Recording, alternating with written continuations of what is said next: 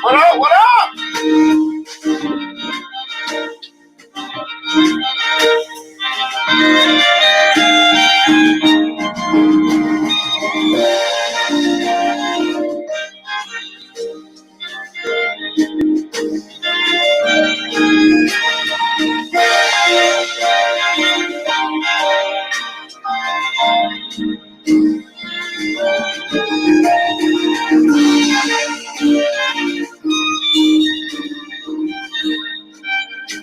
Morning.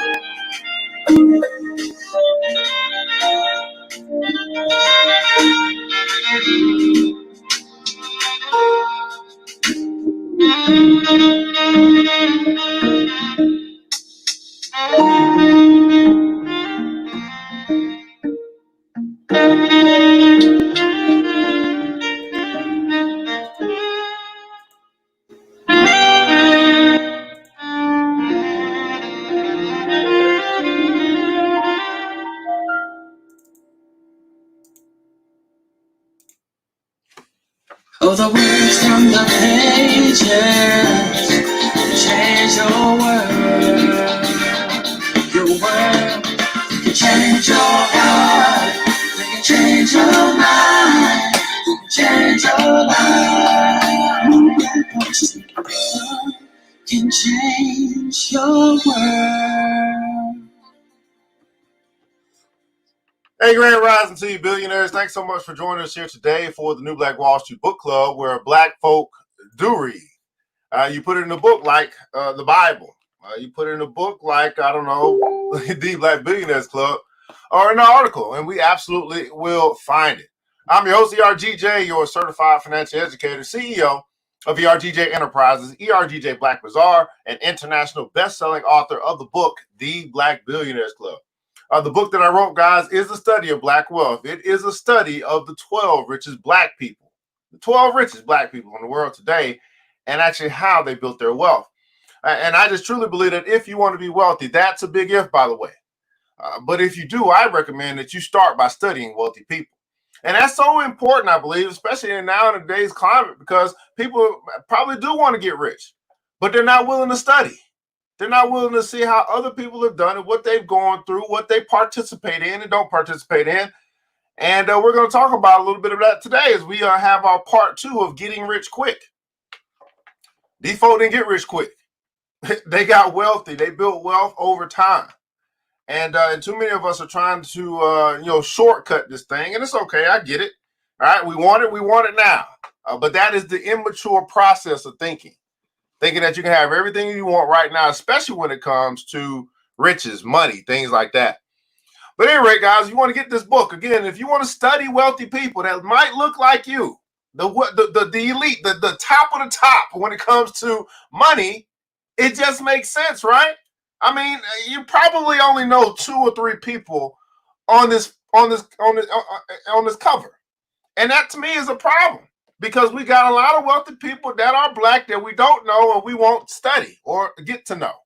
And one of the ways you can get to know is actually reading books, learning about them, reading what they wrote, reading what they read, stuff like that.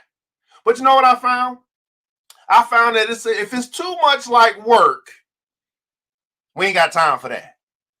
If it's too much like work, who got time for that? You can find that book by simply going to the website, www.theblackbillionairesclub.com, www.theblackbillionairesclub.com. Pick up your copy today. I am beginning to work on book number 2. So be on the lookout for that as I journey into this at the top of it. Starts tomorrow. My journey starts tomorrow for book number 2. So I'll be coming out with more information about that soon. Hit the like button, the share button if you care. If you are your brothers and sisters keeper, hit the like button, the share button if you care. Love to know who's joined us here this morning as we begin to get into a little motivation, a little mindset shift, a little bit of taking us to another level, another plane in our philosophy and our thought process. Good morning to you. King Anthony is in the house, man. Thanks so much for joining us out of Dallas, Fort Worth. What's going on, Queen Jaquil? How are you? Thanks so much for showing up, Queen. By the way, make sure you inbox me, Miss Thompson. I'd like to share something with you. I got a special gift for you just for showing up, Miss Kill. You said, you reached out to me, said, you know what? I want to learn some things, stuff I don't know. And you've been showing up. And that to me is a sign of somebody I need to invest in. You show up. You said you wanted to do something. You show up. So I got a special gift for you. Make sure you inbox me, and I'll make sure I get that to you. Okay. Miss Lynn and Nathan, Grand Rising to you. How are you? Thanks so much for joining us here today on the New Black Wall Street Book Club. What's going on with you, Miss? What's her name? Project Execute. Miss Ross, I believe, over Instagram. Grand Rising to you. Mac with the facts. Grand Rising to you. Alicia, thanks so much for joining us on Instagram Music. That was I think I put it. That was He Wants It All. I forgot who by. It's a gospel song or something like that. Queen Jennifer is in the house, man. Thanks so much for joining. Miss Tisha Benjamin out of Mississippi. That's right, Jay's Beauty and More. Thanks so much for joining us here today. Grand Rising to you. Mr. Peter Keith Grant, thanks so much for joining us here today on the New Black Wall Street Book Club. And we're going to actually continue along in our series I started yesterday about this thought process or this concept of getting rich quick. And let me begin by just simply saying this. I think that many of us, as we've grown up, we had some fables that were shared with us. 3 Little Pigs. I don't know, The Boy Who Cried Wolf, stuff like that. It might be a little too old for some people, but these fables actually had, and you might even have some African proverbs. You're from Africa. I don't know wherever you come from. You probably had some fables that had life lessons in them. And it was taught you in that way is the same way that Jesus taught in parables. And so, hey, to tell you a story, to then give you a lesson that you could take with you, and you might forget the lesson, but you'll remember the story. Let me say that again for the people in the back. You might have forgotten the lesson, but you remember the story. And then as you get older, you revisit that story, and you're like, oh, there was a lesson in that story. Well, there's a story, and I think many of us know this story. It's called The Tortoise and the Hare. And the hare is the one that wants to get out and go fast. The hare is just overconfident. He just knows he's going to win this race. And I'm going to talk about the race to wealth and riches. And the hare just goes out so fast. But then you have the tortoise, who just moves at his own pace, slowly, methodical, one step after the other, continue along. Now, the hare runs out of steam. The tortoise goes on forever. He can keep going because he's not working too hard to win the race. He is just moving at his pace, slowly but surely. The hare gets tired. The hare takes a nap. And the concept or the principle of understanding this as it relates to building wealth is the tortoise wins the race every time. And it also says this: don't grow weary in well-doing. That's something you hear from the Bible. And so when we get to this thought process, we talked yesterday about this, about don't be in such a hurry to get rich. We also see some things happen when people get rich in a hurry. What happens when people actually win the lottery? They're broke again. What happens when people get an inheritance that they didn't earn, quote unquote? What happens? They spin through it fast. So there's although we might want to get rich fast, And that might be like, I want to get as rich as fat as I possibly can. We also have to understand that there's a character that must be developed in order to be able to manage manage higher amounts of money. And how many guys would say, you know what, I've been a good manager of the money that's already in my hand? Matter of fact, I would venture to say that many of us want to get rich quick because we've been bad managers of money. We spent more than we earned, and so therefore we want to try to accelerate the process of getting out of debt, or whatever the case may be, because we've been bad managers of money. Here's what I want you to understand. Wouldn't it be better for you to become a better manager of the money that comes into your hand, so you can actually command and demand from the world that you actually can handle more money? You can handle a higher income. You're a higher caliber person, therefore you really command the world to give you more. To whom much is given, much more is required. Are you ready for the more requirements? Uh-oh. To whom much is given, much more is required. Are you ready for the more requirements? Great question to ask this morning. Many people are not. But the allure of, I got more money now, although you still have not learned how to deal with it, how to manage it, you're still going to be in the same spot. So it might feel good today, but it'll feel bad tomorrow. It might feel good today, but it'll feel bad tomorrow. Because essentially, if you don't get better, no matter how much money you got, things simply won't get better for you.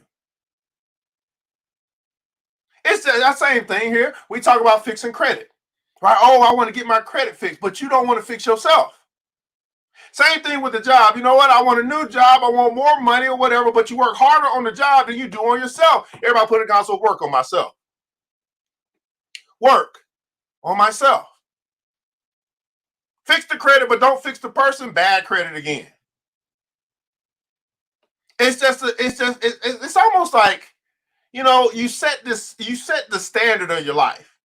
You bargain with life for a penny and pay you no more. And it's standard, what I consider to be a thermostat of a temperature of what you can really handle and manage.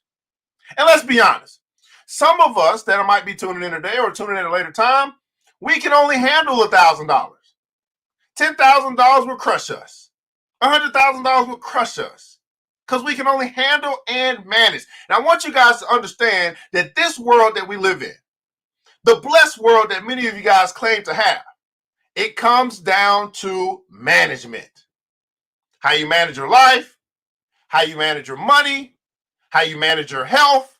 It comes down to management. Now, how do you become a better manager? Well, good managers or leaders, right? They're pretty good with this thing called discipline or self-discipline, self-control, things like that.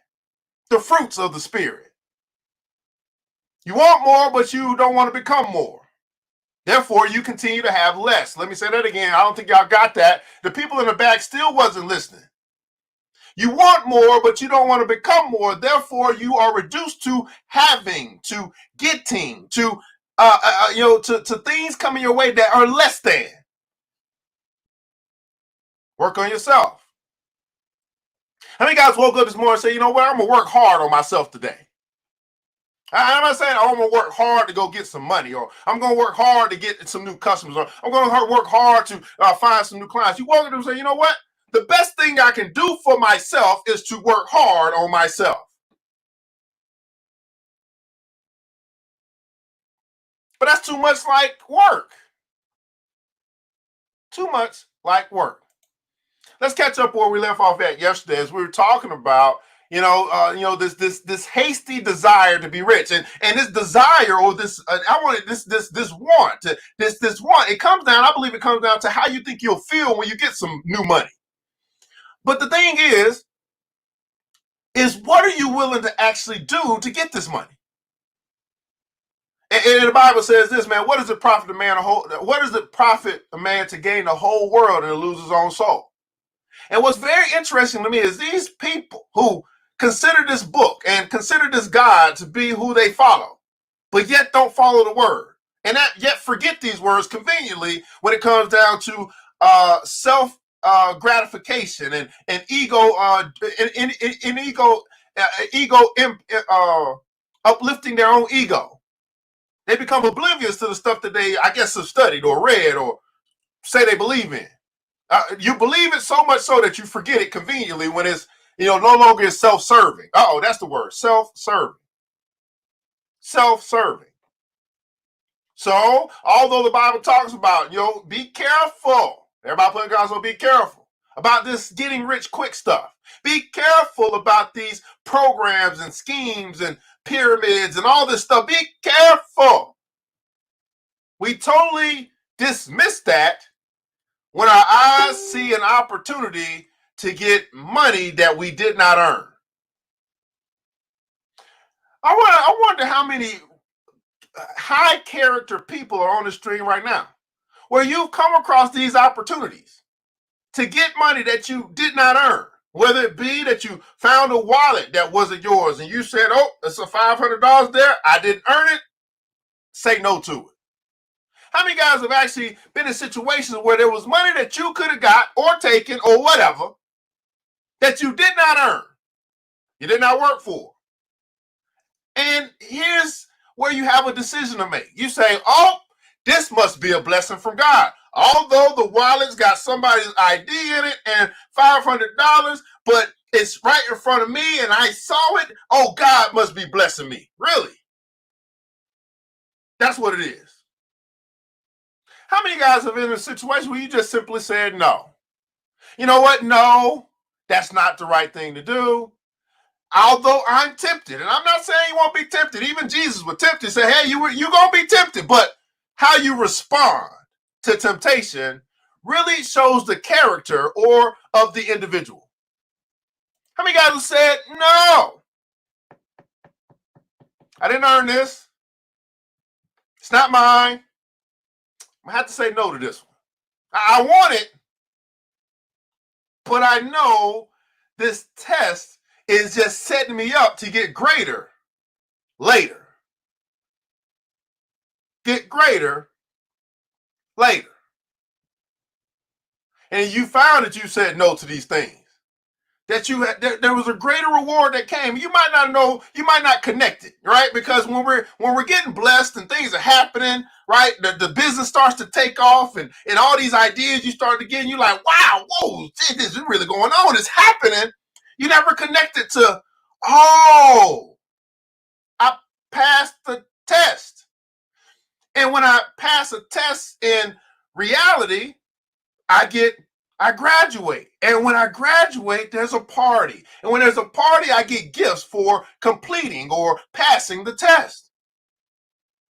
But then when things happen in our world that are not connected to something that we can see, and we're getting blessed beyond blessed, and it's raining down blessings in our life, we don't connect it to,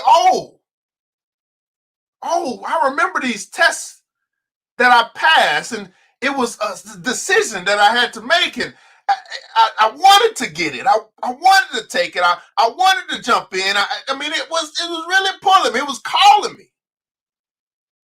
But there was another side of me that was saying, that ain't right. That ain't the right thing to do. You've seen this before. It ain't gonna work out. Why even go down this route? It's the other side that was telling you all this stuff. And you had to make that decision. And for those that passed that test, you've seen a lot of blessings come your way. For those who failed that test and continue to fail that same test in its various forms, you probably have seen some pretty rough times and not connecting it to the tests that come across your path. Let me catch up on these comments, man. We'll get right into this thing, man. Absolutely. What's up, brother Sedley in the house, man? King Sedley in the house, man. King D is in the house. Thanks so much for joining us. This Benham saying ain't nothing fast about getting rich, right? Anything fast is shaky. Absolutely. They have money to put in a period, but not to invest into a business or themselves. Want something fast, major screw. Everybody wants to be a boss, but when it's time, but when it's time for them to work, oh no, they slow. They don't know how much effort it takes, so they run. Brother Anthony said, man, I found a wallet with $5,000 in cash in a gas station restaurant while traveling. I went to the parking lot to find the owner. He was so grateful as he was traveling with his family on vacation.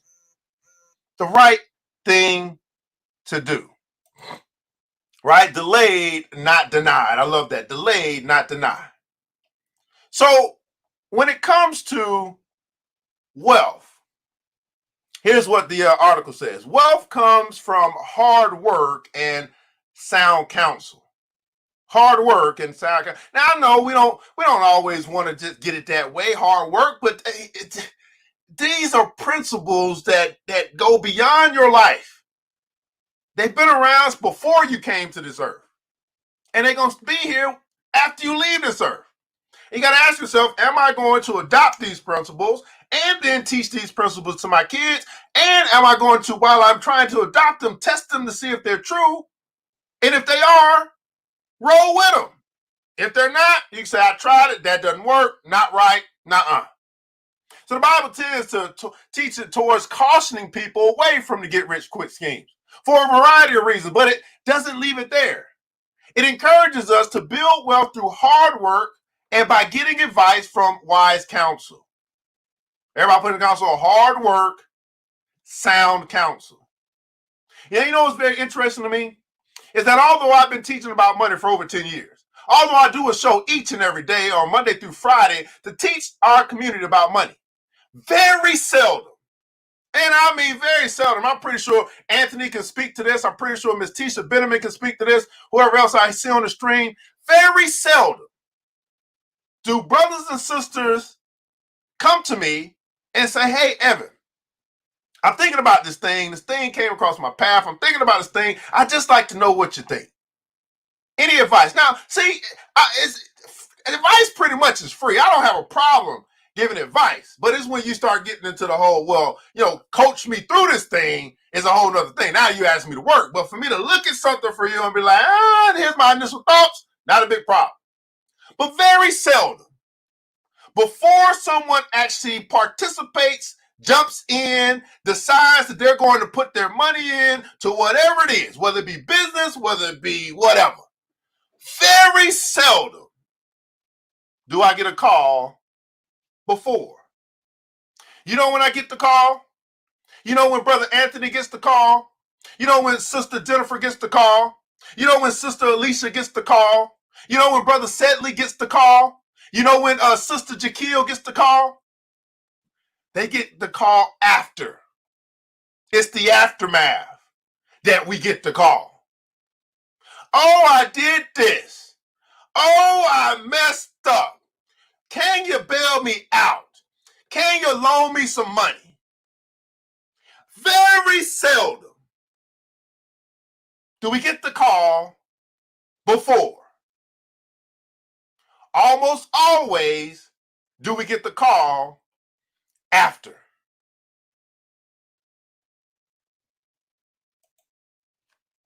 Think about that for a second. Because it's probably true in your life as well. Right? Because we know it all when it comes time for us to make decisions. We act like we don't know nothing when we get the consequences of those decisions. Let me say that again for the people in the back. I mean, we know it all. We are prideful. We're like, this is my money. This is my life. You know what I'm saying? INDEPE, all that stuff. Before. But then after. Oh, I don't know what I was thinking about. Oh my goodness. I done really messed up now. Ooh, I need some help. After.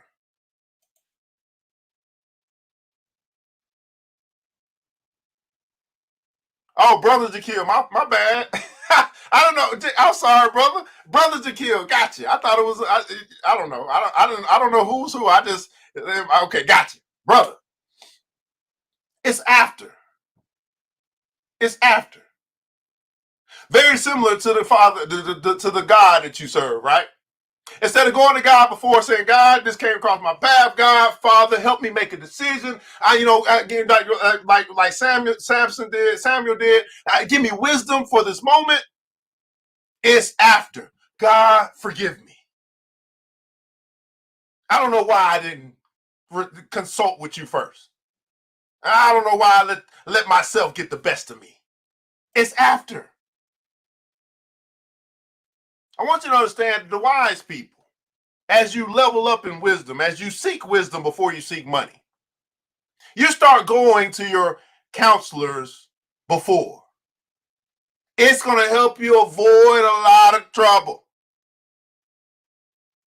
It will help you avoid a lot of trouble. Whoever works his land will have plenty of bread. But he who follows worthless pursuits will have plenty of poverty.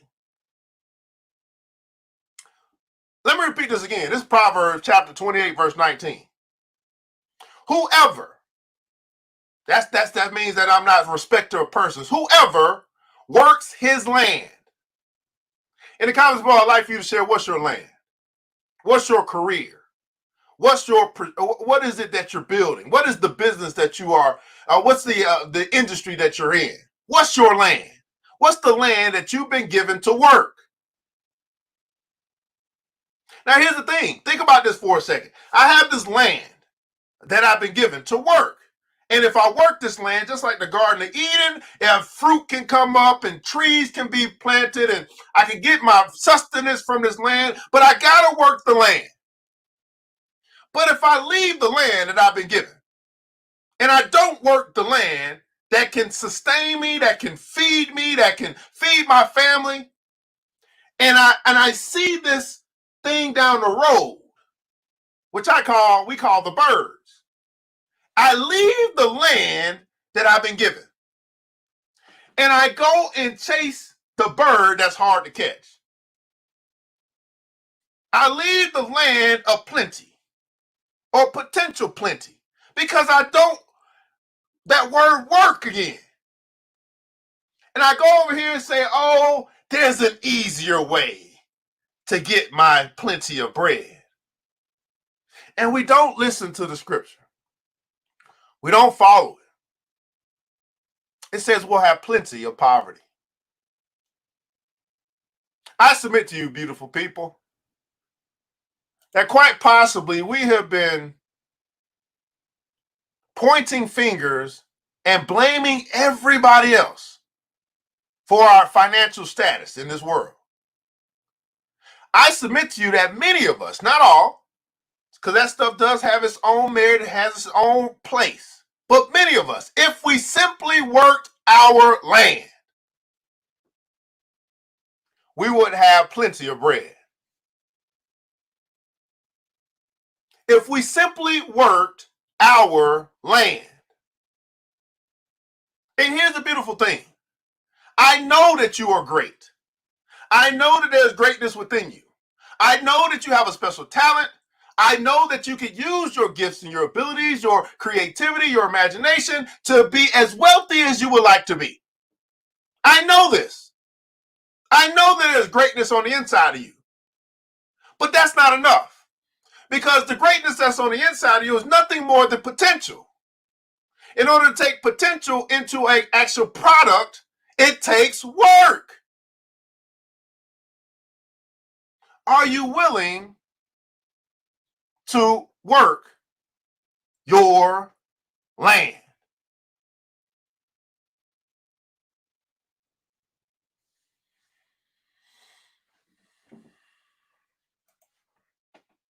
This is very, it's simple, profound. It's in the Bible. I didn't make this stuff up. I just say, is this true?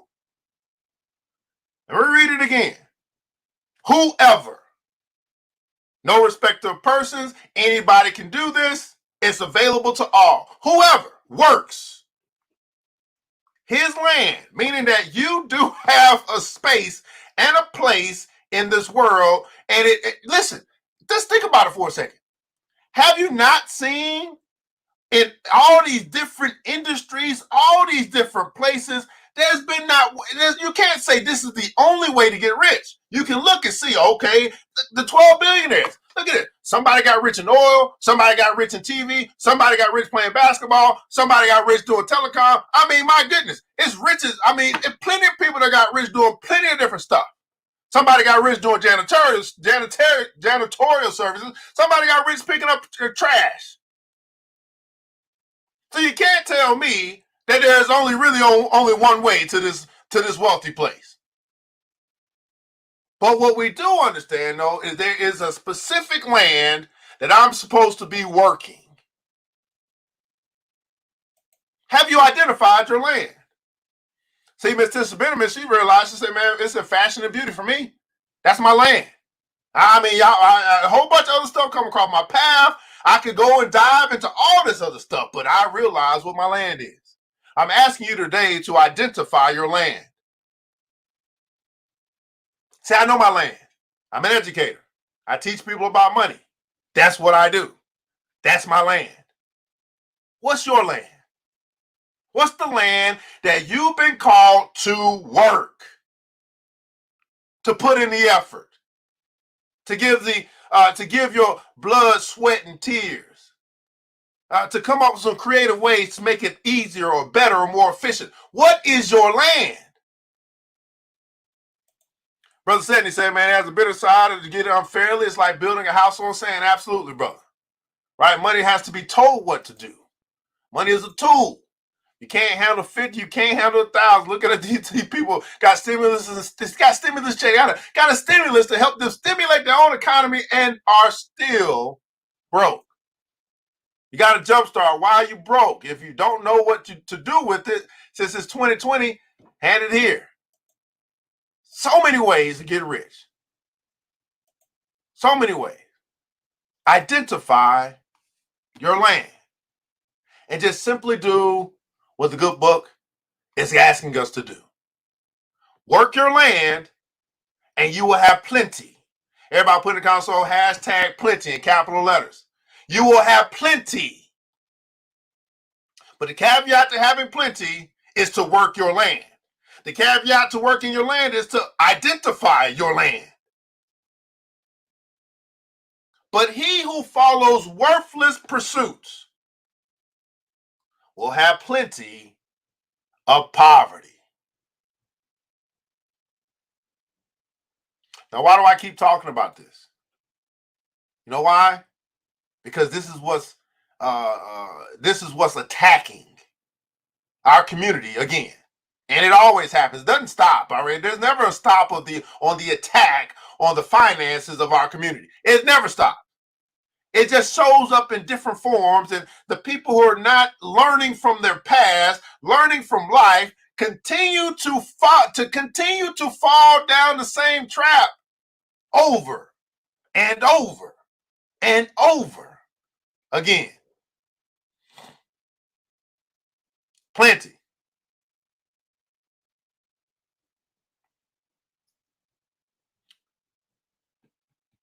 I'm just here to teach, educate, and to help. I'm here to warn. This is my land, money. It's up to you to do something with it. It's up to you to take wise counsel. It's up to you to identify or to notice or to recognize when wise counsel is speaking. But if you begin to recognize wisdom, you will also at the very same time begin to recognize silly or stupid. Wisdom is the principal thing. And all thy wisdom, get understanding. This is the New Black Wall Street Book Club, where black folk do read. You put in a book, like the Bible, Proverbs chapter 28, verse 19. And we absolutely will find it. I'm your host, ERGJ, Certified Financial Educator. I want you guys to remember this, that it takes a village. It starts with us. Let's build as we climb together. We all we got, beautiful people. Matter of fact, we all we need. Thank God, that's more than enough. Until next episode, you know what time it is. Mr. DJ, hit the music.